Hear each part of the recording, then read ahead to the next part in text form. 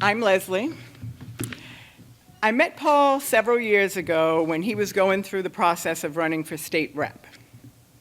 From the first time we spoke, I knew that we were kindred spirits.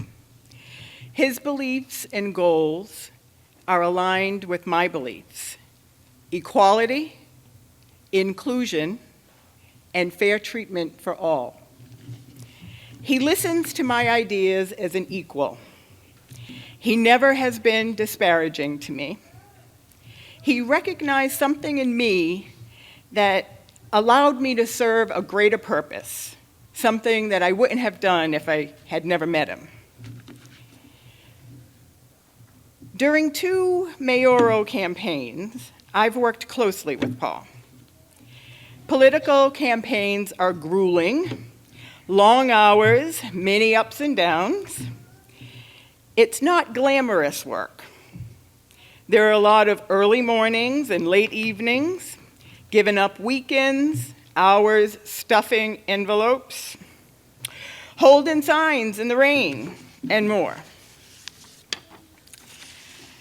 At first, Paul wasn't sure he wanted to run again. It's not something that he took lightly. He doesn't care about being called mayor, wearing a suit and tie, although we're all happy that he is in a suit and tie today. He was going through some tough times then. His dog's illness and then death were very hard on him. We had to, as friends, help him to push through and carry on. Personally, Paul has become like a family member to me. He would like nothing more than to have a close family unit, and I do believe he will get there. During Paul's mayoral campaign, I was considering leaving Attleboro, the first one. We moved to Attleboro because we believed that we could put down roots and contribute to the community, but because of loss of work, I thought that we would be better off elsewhere. Paul made a commitment to me. He committed to helping me with my situation. He followed through on that commitment. Paul will follow through for Attleboro. He has made a commitment to the city he loves, and he will see it through. The residents of Attleboro can rest assured that Paul will try his best to make things better, and when he reaches a goal, he will set another goal, and he will succeed with all of us rooting him on. Thank you. And here's Laurie.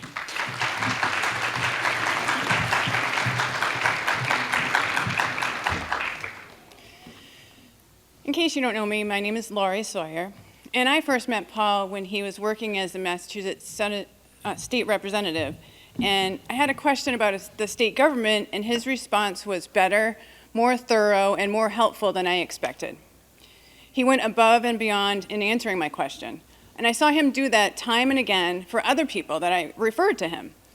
I saw how transparent he is in his work, values, and ethics. He believes in equality and inclusivity, and I liked what I saw.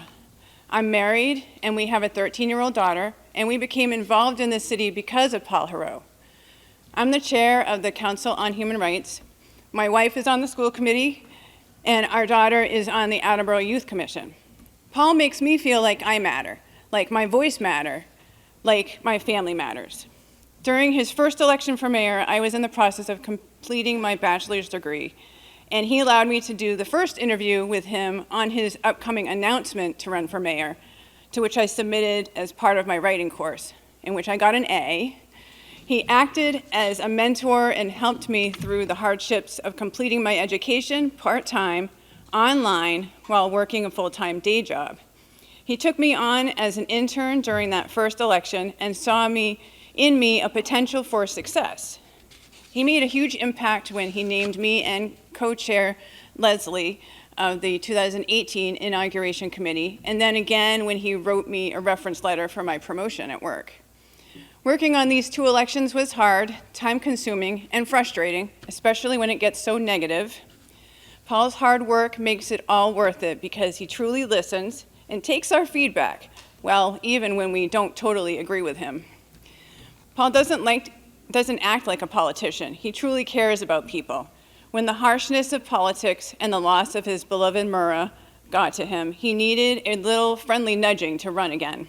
Make no mistake, he loves this job and puts his all into it. Clearly, Attleboro is happy with his work because he was voted in as mayor for his second term. I would like to officially introduce Paul Heroux as the second-term mayor of the city of Attleboro.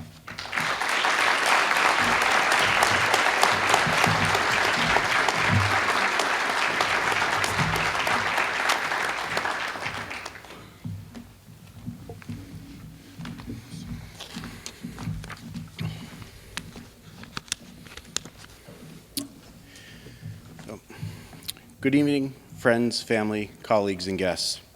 Thank you for coming to the 2020 inauguration of the 24 elected officials on this stage. I stand here for the second time offering this address with appreciation and obligation to have been chosen as the mayor of Attleboro.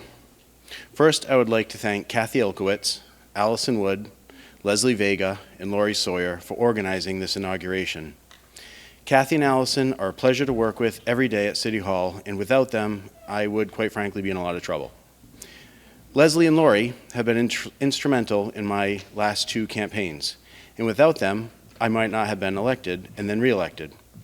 All four are professional, respectful, helpful, and never let me move forward with a bad idea, no matter how excited I might have been until I got their feedback. There is a saying that behind every successful man is a woman. I needed at least four.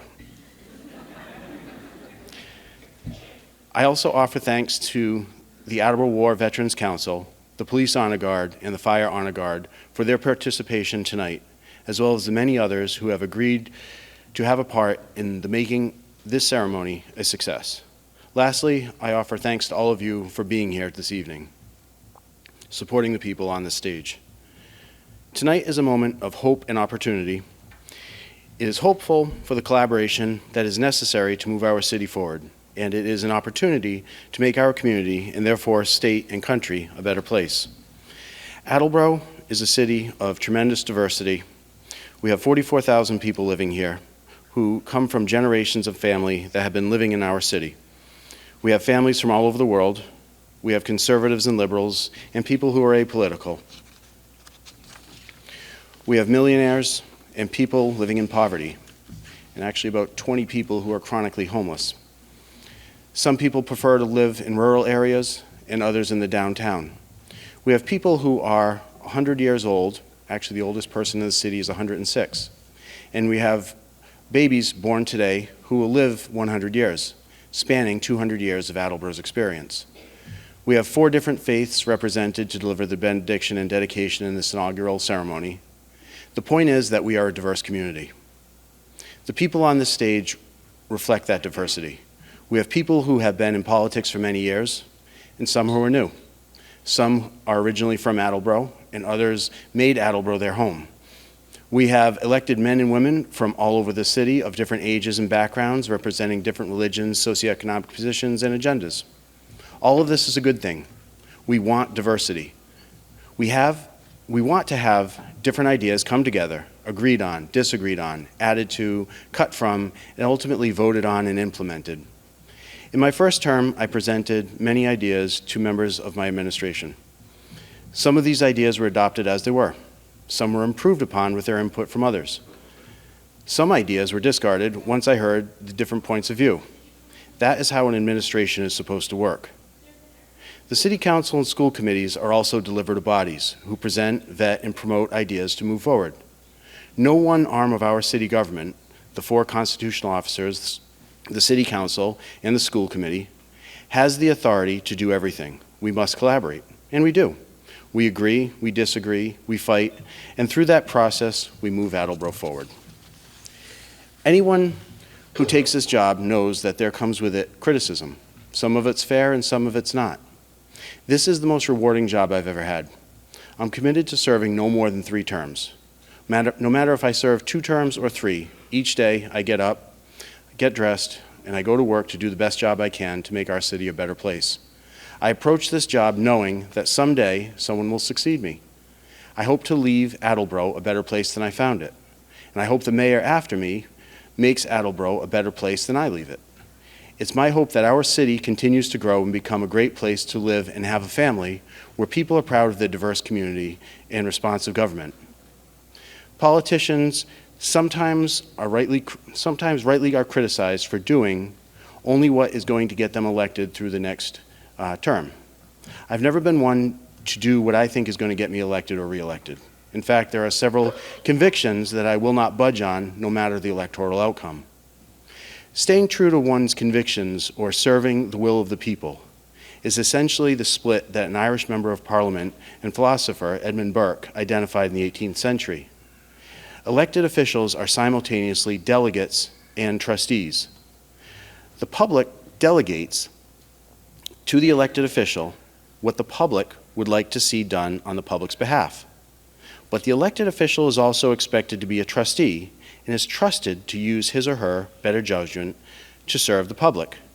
Most of the time, being a trustee and a delegate are not at odds, but sometimes they are. I knew of this dichotomy before I entered politics, but rarely struggled with it for a short while at the State House as a freshman state representative. However, a senior colleague of mine offered me some excellent advice during my first term. He told me, vote your conscience first, your district second, and your party third. Conscience first, district second, party third. That was excellent advice. With this backdrop of how I serve diverse interests, when it comes to my agenda, I'm going to stay true to what I campaigned on. I want to revisit some of those ideas tonight. But first, think about this for a moment. The children born today are going to live to see the year 2100. That's pretty fascinating. Kids born today will see 2100. Their grandchildren will see the year 2200. What kind of world do we want to leave our children and our great-grandchildren? One of the most pressing issues that we all need to be concerned about is our environment. Climate change or global warming, man-made or natural cycles, science or a hoax, let's put all that aside for a moment. It doesn't matter if you're a liberal or conservative, if you are a hunter or a vegan, if you're young or old, we all want a clean environment. With a clean environment, our collective health is improved, pride in our community is strong, and respect for one another can be seen. This is something we should all be able to agree on. Over the past 7 months, I've been drafting an ordinance I plan to submit to the City Council to take proactive steps in helping our local environment stay clean. We're also currently retrofitting lighting to be the most cost-effective and energy-efficient possible. We're doing that on all the city streetlights and in our municipal buildings. Last term, the City Council and I banned the distribution of plastic bags in our city, and we passed the stretch code requiring new building development to be cleaner and greener, and this will help Attleboro become a recognized green community with the state. In my second term, I'm going to start to phase out most city vehicles that have an internal combustible engine and replace them with hybrids. I would like to lease space for solar panels above city-owned parking lots, ban the sale of light bulbs containing mercury, and prohibit the distribution of plastic and styrofoam takeaway food and drink containers. I'm going to seek to prohibit the sale of neonicotinoid pesticides in the city, which are very dangerous and harmful to bees. These and so many more ideas are going to be important to make Attleboro a cleaner, greener place for all of us. All of these ideas have been done in other places without all the doom and gloom that pessimists predict. I hope the City Council and I are going to do these things and more. We will be a better city for it. Another area of importance to our city is our downtown. In my first term, I advocated for an economic development director, and the City Council granted me the funding to hire someone. The groundwork laid down in this first term with the professional is going to show exciting results during the second term and beyond. We're going to see the Union Street District transformed into a seemingly vacant former industrial zone to a vibrant center of residential life. We're going to see the area around the train station grow with the development of a Renaissance South, an Attleboro Redevelopment Authority-led project that my administration was happy to support. We're also going to see the center of Attleboro once again become a location of new and more businesses due to the various incentive programs the city is now pursuing and the foot traffic to support them. The main way that we want to ensure that businesses are going to thrive is to support, encourage, and plan for the redevelopment of buildings to accommodate young professionals, commuters, and people looking to simplify their living accommodations. With residential life in our downtown, we will create a sustainable demand for new businesses. This is what has worked elsewhere, and this is what we are doing here. We also have the ongoing construction of the new high school. Make no mistake about it, this school was needed, and it is going to be the nicest school in the state. We have an excellent team of professionals with hundreds of years of collective experience making sure that it is going to be done on time and on budget, which is August of 2022. We're investing $8 million into the restoration and preserving of our library, arguably the most beautiful building in the city, so that we can get another 100 years out of this building. We're investing $4 million into fixing the leaking roofs at Brennan and Wamsutta middle schools so that we can get 50 more years out of these buildings that are only 20 years old and have been leaking for 20 years. Another policy matter under development is the future use of Highland Park. Right now we have walking and biking trails and a cross-country course.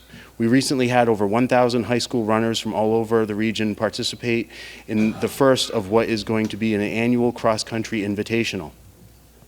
I'd like to construct a venue so that our students, local groups like the Attleboro Community Theater and the Triborough Youth Theater, and so many other interested groups have a place to perform outdoors in the spring, summer, and fall. We may sell the clubhouse at Highland to help fund this project, or we may find other funding. If we don't sell the clubhouse, another possibility is that we move the Council on Aging to the clubhouse at Highland Park. If we did that, seniors would never have trouble finding parking. Programs would all be on one floor, and seniors would have a serene former golf course as their walking grounds. This is a vision underway with a needs assessment that will help us figure out if this idea should be a part of a larger plan. These issues highlight how government often operates. We have options that are explored slowly and carefully with several parties involved to hash out the best course of action and what to do for the city. In my view, the city is full of families looking for a nice quality of life. We have so many good things going on here in Attleboro. I think everyone knows that I don't have a family of my own, and I hope that changes someday. What I want everyone to know is that families are who I'm thinking about when I do my job. Funding an education system the best we can, having a nearby place to enjoy recreation, a place for senior citizens to find services, safe streets and emergency services, and a downtown that anyone can visit and enjoy different restaurants and shop is something that every family will benefit from. This is a vision where there is something for everyone. Planning makes a vision happen, which is why I seek to revitalize our downtown and be more supportive to nascent businesses. The revenues will help enhance city services and provide better quality of life for all. 2 years on the stage, I talked about my guiding principles, and I want to reiterate those 4 points. These are things that I think about when I do everything I do. Remember that public service is not about those who serve. It's about those who would be served. Public service is not about the people on the stage. It's about all of you, the people in Attleboro. Should do more for, number 2, do more for others than you do for yourself. Public service is not about getting rich or being famous. It's about doing more for others than you do for yourself. Number 3, if you take care of your character, your reputation will take care of itself. So this one, you can't cheat. There's no way around that one. And number 4, if you don't want it in the newspaper, don't do it. Don't think it, don't say it, just don't do it. I've said each of these many times at various events over the last 7 years. They are at the forefront of my thinking with everything I do. Before I conclude, I want to note that it is customary to seek to get the highest profile elected official to administer the oath of office to one or some of the 24 people on this stage. I take a different approach. I want it to be inclusive and more personal. I asked the City Council President to select who he would like to administer the oath of office to the City Council. I asked the same thing of the Chair of the School Committee, the City Treasurer, the City Clerk, and the City Collector. This is the first of many times we will come together to work together this term. There will be plenty of times when we disagree. I wanted to start this term with a small gesture recognizing their input and their opinion. The 24 of us on this stage will be doing what we can to make Attleboro a better place for the 44,000 people living here now, for the people to come, and for the people who visit our city.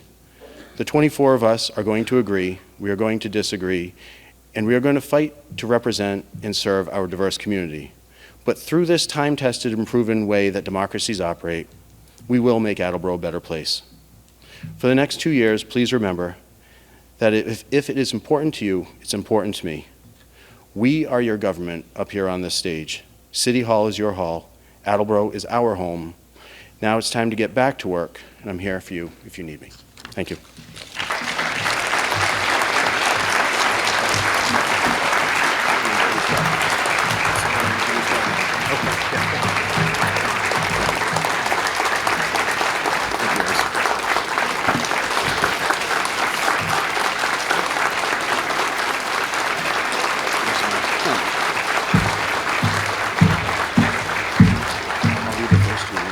Sure. Okay, cool. So, Mark Cooper, who is the City Council President, the most recent term, and I believe will be the next President of the City Council again, has been a real pleasure to work with the last 2 years. He's a real statesman, and I've very much enjoyed working with him, agreeing, disagreeing, and making Attleboro a better place. And right now, Mark and I would like to recognize somebody who is leaving city government today. I would like to call the former city collector of 15 years, Deb Marcoccio, up to the stage. Deb, would you come up, please?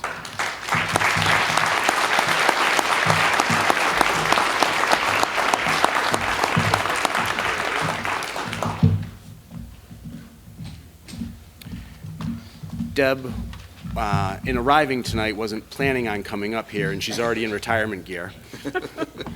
So, Deb, Mark and I have this resolution of appreciation that I'm going to read 2 paragraphs and Mark's going to read 2 paragraphs to recognize your time serving Attleboro. On behalf of the Municipal Council, Mayor Paul Heroux, and the residents of the City of Attleboro, please accept our heartfelt appreciation to Deborah Marcoccio for all of her years of faithful service to the Collector's Office, Accounting Office, community, and mankind. In 1999, Deborah began working as a bookkeeper in the accounting department at Attleboro City Hall. In 2006, she transferred to her elected position as collector for the city, where she worked until January of 2020. For over 20 years, Deborah has actively fulfilled all the duties and most significantly dedicated herself in a professional manner. The Attleboro Municipal Council and the Mayor further recognizes and wishes to extend its appreciation for all of Deborah's years of faithful, dedicated, and compassionate service to the city as a board member of BETA and the Holiday Spirit Committee. Once again, thank you for your outstanding and numerous contributions. Congratulations on your retirement. And the Attleboro Municipal Council, along with Mayor Heroux, further wishes you great happiness and health in all your endeavors. Signed and sealed the 7th day of January. Mark J. Cooper, President. Paul Heroux, Mayor. Thank you, Deb. Thank you. Thank you.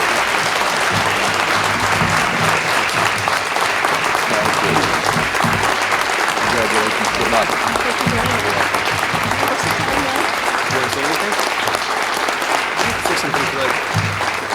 Thank you. Really, it has been a pleasure. I love Attleboro. I always have loved my job. Thank you all for making me very welcome. And doing my job every day has been a pleasure. Thank you.